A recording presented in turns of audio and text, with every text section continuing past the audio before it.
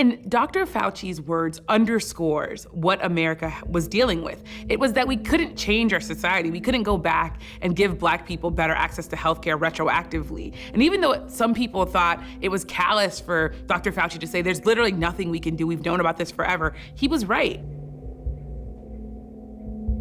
We know that a lot of Americans are gonna die. And we know that a lot of those Americans are gonna disproportionately be Black people. This is not a coincidence. So at every single step, long-standing systemic racism of where people live, what kind of jobs they have, what kind of doctors they have access to, what kind of hospitals they have access to, just chipped away at what we first thought was going to be equal effects on white and Black communities. And what we saw at the end was not a small difference, but a huge one. These large gaps, much, much higher likelihood of getting infected, getting sick, and dying. Still too true today. I think the frontline doctors and nurses have done a heroic job. I don't think the blame is there. But the healthcare system should have been much, much more prepared for this and should have seen this coming. And that didn't happen. We often say, oh, that's just biology.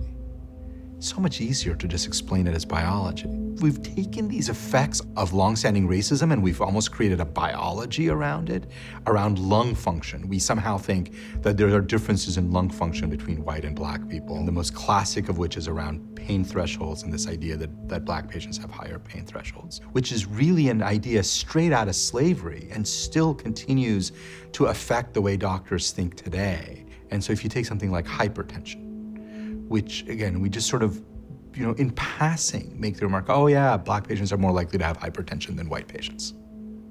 Well, what's that about? I have a great relationship with my healthcare provider. You may have a great relationship with your healthcare provider. But what about the millions of Americans whose experience is different from mine and from yours? Yes, all of us make mistakes, but when mistakes become a pattern, we all need to pay attention, especially when lives are at stake. Health disparities were identified as a crisis in healthcare way back in 2003. That's 19 years ago. So little has changed since then.